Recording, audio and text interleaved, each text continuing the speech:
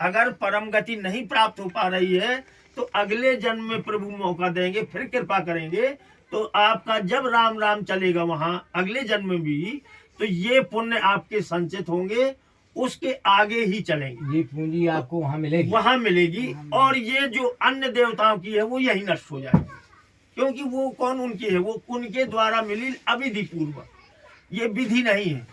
अविधि पूर्वक आपने अन्य देवताओं की शरण में जाकर के प्राप्त भी कर लिया, तो उन्होंने नहीं दिया, उनके रूप में दिया उसी परमात्मा ने है।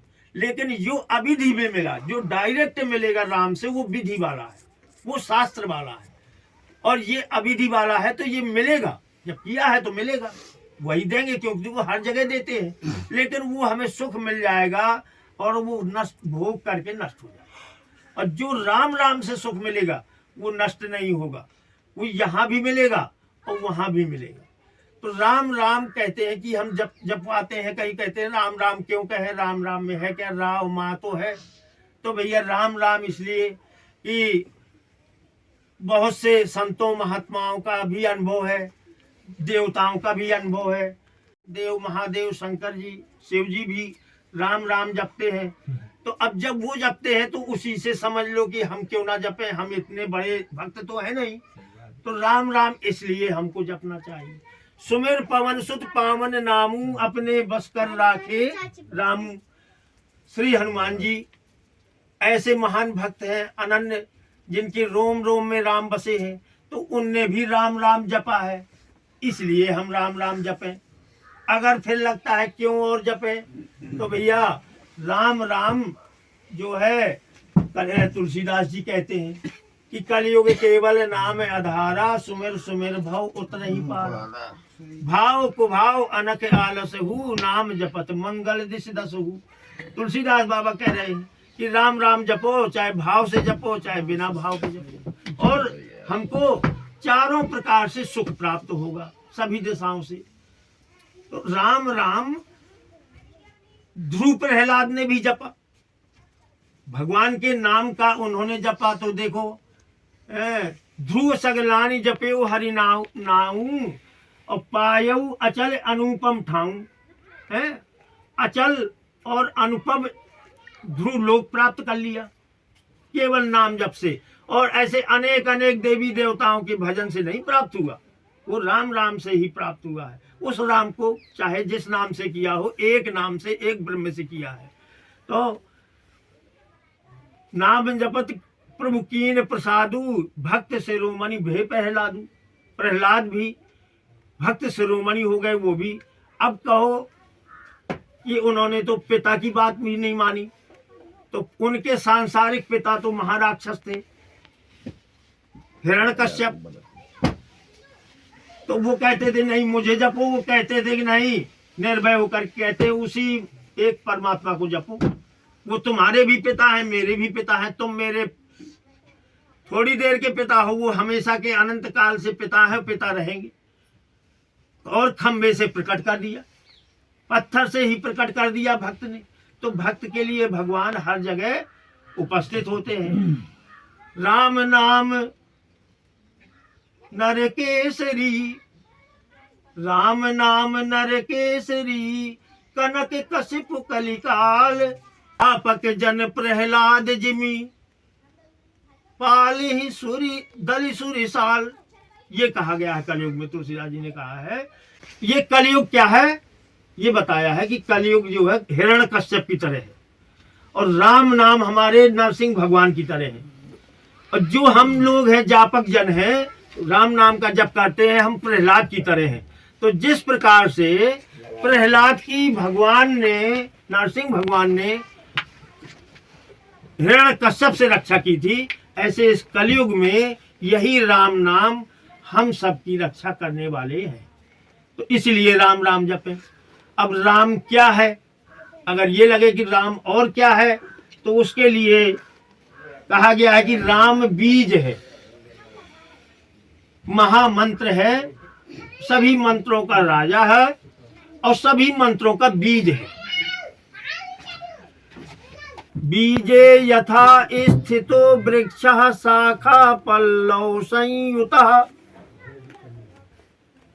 तथैव सर्व वेदाश्च रकारेषु व्यवस्थिता। जैसे बीज है, आपने बीज देखा, बीज में इतना बड़ा वृक्ष छिपा है, दिखाई देता है नहीं, बीज है, और बीज से फिर वो वृक्ष निकलता है, वृक्ष की शाखाएं, पत्तियां, फल फूल सब निकलता है उस बीज से। तो था उसमें जब तो निकला। तो जिस प्रकार से बीज में ये वृक्ष, शाखा, पल्लव सब उसमें संचित है, उसी में छिपे हुए हैं, उसी प्रकार से राम में रकारेषु व्यवस्थिता, क्या सभी वेद, तथैव सर्व वेदाश्च रकारेषु व्यवस्थिता। रकार माने राम में सारे वेद इसी प्रकार व्यवस्थित है, केवल राम में। तो राम राम से ही वो सारा ज्ञान प्रकट हो जाता है, सारे वेद, सारे मंत्र, और सारे मंत्र कहाँ है? वेदों में है, वेदों में ही तो है। 100 करोड़ मंत्रों को कहा गया है।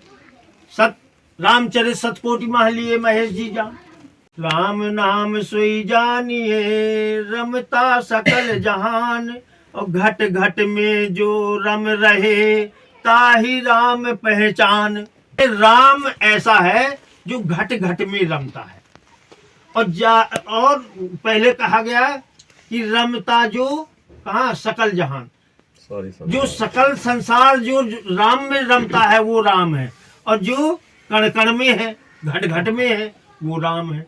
तो उस राम का भाव बनाना है। ये कहने का मेरा मतलब है कि हम राम राम को साधारण ना समझें, उसके परत्व और महत्व को समझें कि राम क्या है। जिस राम का हम जप कर रहे हैं वो असाधारण है, साधारण नहीं है।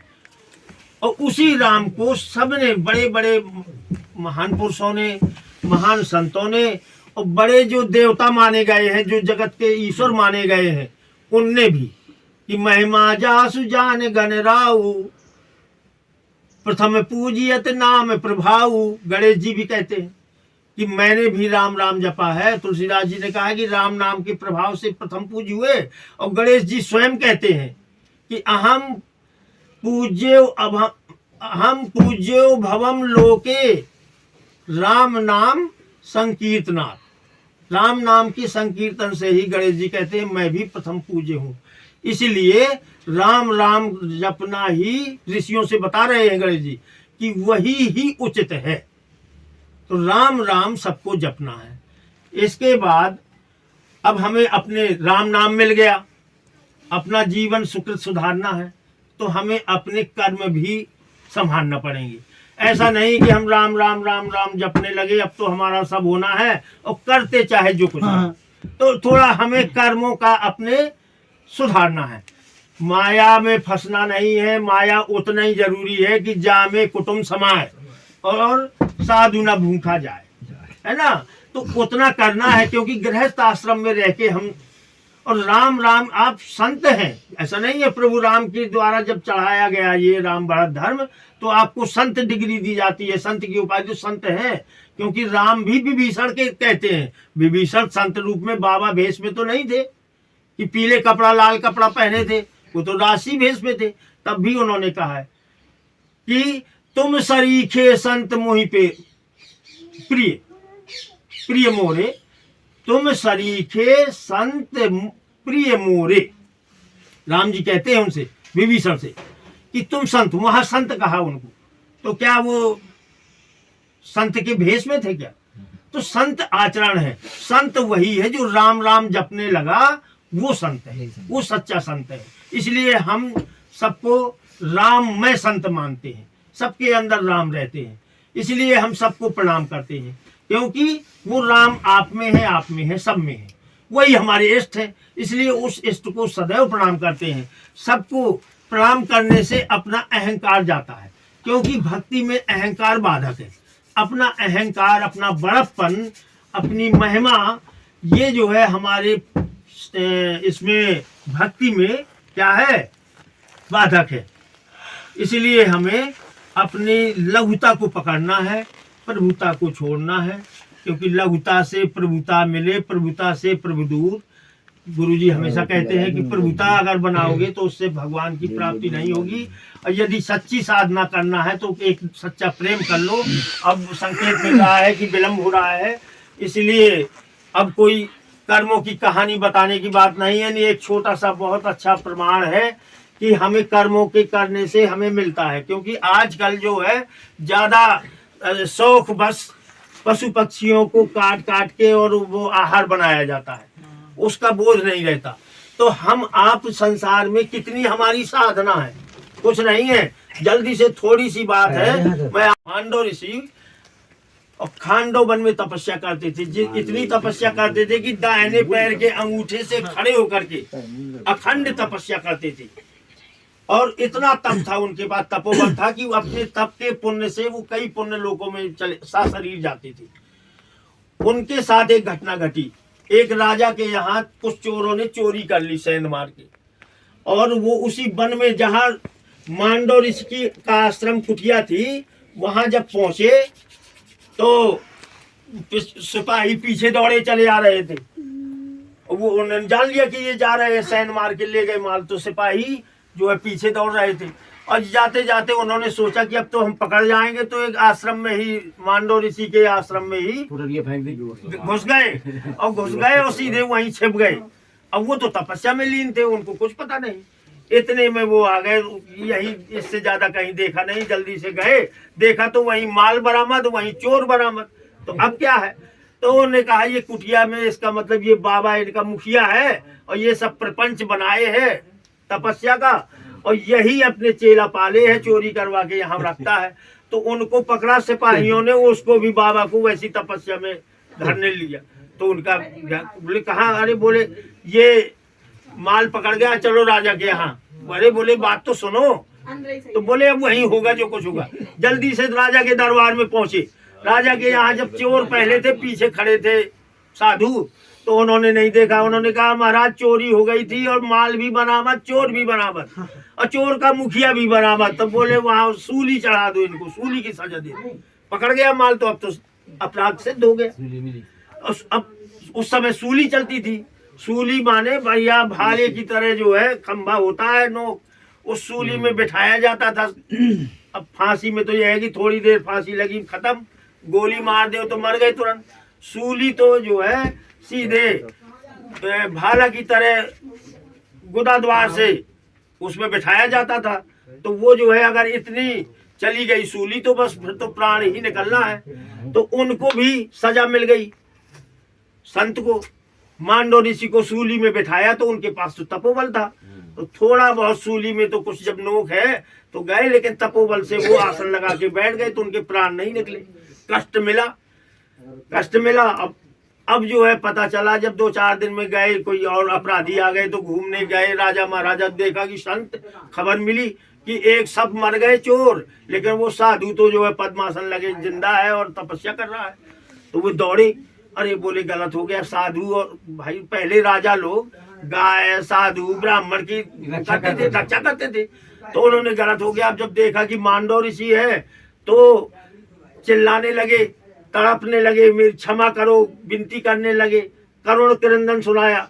तो उन्होंने कहा देखो तुमने अपना सही किया भाई, तुमने न्याय किया, तुमने अपने हिसाब से न्याय की सजा दे दी, और देखो तुम्हारी सजा भी हमने भोग ली। अब तुमसे हमें कोई क्रोध नहीं, हम तुम्हें दंड नहीं देंगे। अब हम ये दंड देंगे उस विधाता को जिसने ये दंड दिलाया है। मुझे उससे पूछना है कि ये बताओ मुझे किस काम का ये फल मिला मुझे, मैंने इतनी तपस्या की। तो बोले अगर तुम्हारा आदेश हो तो मुझे निकालो बाहर। तो जब निकालने के लिए निकले तो वो सूली फंसी थी, वो नहीं निकल रही थी। तो फिर काटा गया उसको, सूली को काटा गया। मैं सूली के आसन लगाए, मांडो ऋषि चले गए धर्मराज के यहाँ, वहां निर्णय हुआ है, वहां जाके पूछूंगा मैं कि क्या है, मैं उसको देखता हूँ की सजा है। तो अब बोले ये बताओ धर्म कि तुमने मुझे किस बात की सजा दी। ये मैंने तो इतनी घनघोर तपस्या की है, मैंने कोई अपने होश में मैंने कोई गलत काम नहीं किया। गलत किया होता तो मुझे याद है तो मैं मान लेता। जब मैंने गलत नहीं किया तो ये मुझे सजा क्यों दी? तो बोले रुको तो महाराज, अभी देखो टीवी की तरह उन्होंने सब खोल के दिखाया पिछला जन्म। तो पिछला का ये तो उसी जन्म का था, बचपन का था। 8 साल की अवस्था में क्या किया था उन्होंने। 8 साल में बच्चे खेल खेल में ऐसे अबोध और पाप कर्म कर लेते हैं, उनका बोध नहीं रहता। तो वो एक तितली को दिखाया कि तितली को पकड़े हैं और बबूल के कांटा से उसको गुदाद्वार से छेद कर रहे हैं 8 साल की अवस्था में। अब ये देखो, बोले अब तुम देखो, तुम ही हो 8 साल के थे। तो बोले शास्त्र में ऐसा नहीं है, शास्त्र में तो 0 से लेकर 12 साल तक की अवस्था के बालक के पापों को नहीं माना गया है दोष। 12-14 साल तक, इसके बाद जो है अगर कोई करता उसको बोध आ जाता है, फिर न्याय अन्याय, सच और झूठ का, गलत का, पुण्य पाप का ज्ञान हो जाता है, फिर उसको दोष लगता है। मैं 8 साल का था, मुझे कुछ ज्ञान नहीं था, तो मुझे क्यों। तो बोले ऐसा नहीं है।